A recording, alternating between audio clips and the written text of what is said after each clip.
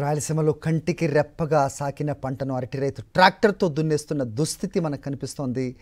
అటు కొబ్బరి నుంచి ఇటు అరటి వరకు ఏ రైతు కూడా ఆనందంగా లేని దుస్థితి మనకు ఆంధ్రప్రదేశ్లో కనిపిస్తున్న పరిస్థితి. ఉచిత పంట బీమాను ఎత్తేసారు, ఇన్పుట్ సబ్సిడీ లేదు, గిట్టుబాటు ధర లేదు, మద్దతు ధర లేదు. సో ఇలాంటి సిచ్యువేషన్లో రైతు ఎలా బ్రతకాలి అనేది రైతు సూటిగా ప్రశ్నిస్తూ ఉన్న సిచ్యువేషన్. అయితే దీనికి సమాధానం లేని పరిస్థితుల్లో ప్రస్తుతం వైఎస్ జగన్మోహన్ రెడ్డి నిన్నటి నుంచి సాగుతున్న పులివెందుల పర్యటనలో ఆయన వాళ్ళ బ్రాహ్మణపల్లి చేరుకున్నారు.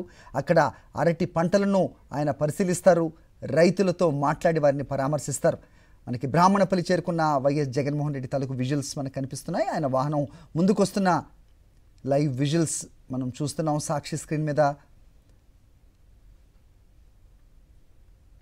మిర్చి రైతు దగ్గర నుంచి ఇటు పొగాకు అవ్వచ్చు, అరటి అవ్వచ్చు, మామిడి, అలాగే ఉల్లి, టొమాటో, ఏ రైతైనా సరే, ఏ పంట అయినా సరే అపార నష్టానికి గురైన పరిస్థితుల్లో వాళ్ళందరినీ కూడా పరామర్శించిన వైఎస్ జగన్మోహన్ రెడ్డి ఆయన పర్యటిస్తున్నారు అని తెలిసిన వెంటనే పొగాకు బోర్డులకి అలాగే మిర్చి బోర్డులకు లేఖలు రాయటం, మద్దతు ధర ప్రకటించడం ఇలాంటివి చేస్తూ వస్తున్న ప్రభుత్వం ప్రస్తుతం వైఎస్ జగన్మోహన్ రెడ్డి అరటి రైతులను పరామర్శిస్తున్నారని తెలియగానే ఉద్యాన వాణిజ్య పంటలకు ప్రోత్సాహాన్ని ఇస్తాం అంటూ దానికి 40,000 కోట్లను కేటాయిస్తామంటూ నిన్న ఒక సమీక్షలో మన చంద్రబాబు నాయుడు, ముఖ్యమంత్రి చంద్రబాబు నాయుడు ప్రకటించిన అంశాన్ని రైతులు గమనిస్తూ ఉన్నారు.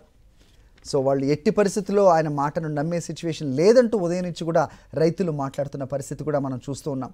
ప్రస్తుతం బ్రాహ్మణపల్లి, వైఎస్ఆర్ జిల్లా బ్రాహ్మణపల్లిలో వైఎస్ జగన్మోహన్ రెడ్డి అక్కడికి చేరుకున్న దృశ్యాలు మనకు కనిపిస్తున్నాయి. పెద్ద ఎత్తున రైతులు తమ ఆక్రందనను, వాళ్ళు పడుతున్న వ్యతలను ఆయనకు వినిపించే ప్రయత్నం ప్రస్తుతం చేయబోతూ ఉన్నారు. 2019 నుంచి 24 మధ్యలో దాదాపు 30,000 రూపాయలు పలికిన టన్ను ధర ప్రస్తుతం 2,000 రూపాయలు పలుకుతోందంటే పెట్టిన పెట్టుబడి కూడా రాని సిచ్యువేషన్లో, కూలీ ధరలు కూడా రాని పరిస్థితుల్లో పంటను రైతే దున్నేస్తూ ఉన్నాడు. సో పశువులకు కూడా వేసేస్తున్న పరిస్థితులు మనకు కనిపిస్తున్న హృదయ విదారక దృశ్యాలు కూడా చూసాం. ప్రస్తుతం అలాంటి స్థితిలో ఉన్న రైతును పరామర్శించడానికి వైఎస్ జగన్మోహన్ రెడ్డి బ్రాహ్మణపల్లి చేరుకున్నారు.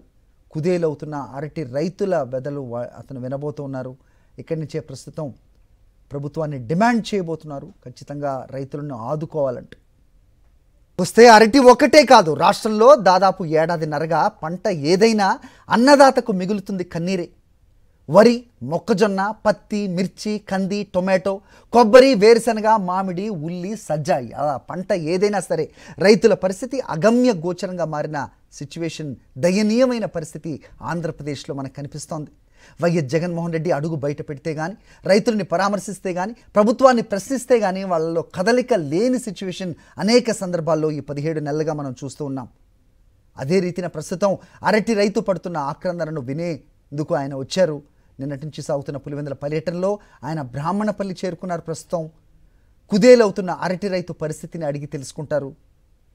గత 2019-24 మధ్యలో దాదాపు 30,000 రూపాయల వరకు టన్నుకు అమ్ముడుపోయిన ధర ప్రస్తుతం 2,000 రూపాయలు కూడా పలకని ఒక దారుణమైన స్థితిలో ప్రభుత్వం ఎలాంటి సహకారం అందించకపోగా నిమ్మకు నీరెత్తినట్టు వ్యవహరించడాన్ని ఆయన ప్రశ్నించబోతూ ఉన్నారు.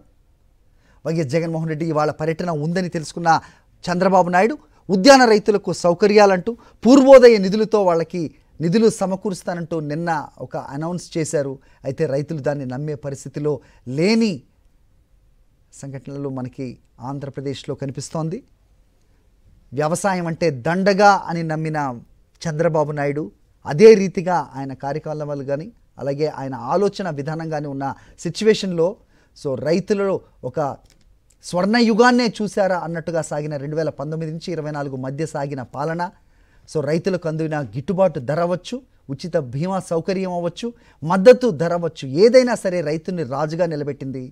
ముఖ్యంగా అరటి పంటను చూసుకుంటే దేశంలో ఎక్కడా లేని విధంగా అరటి పంటకు మద్దతు ధర ఇచ్చిన ఏకైక ప్రభుత్వం వైఎస్ఆర్ ప్రభుత్వం అంటూ గర్వంగా చెప్పుకునే సిచ్యువేషన్ 2019 నుంచి 24 వరకు ఉండింది.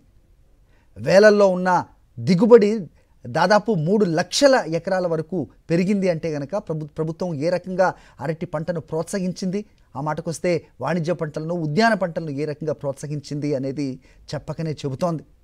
కేవలం భారతదేశంలో అయితే రాష్ట్రాలకే కాదు అంతర్జాతీయంగా కూడా ఇక్కడి నుంచి ఎగుమతి అయ్యింది అంటే కనుక రాయలసీమలో పండే ఈ అరటి పంటకు ఎలాంటి డిమాండ్ ఉండేది అన్నది కూడా తెలియకపోదు.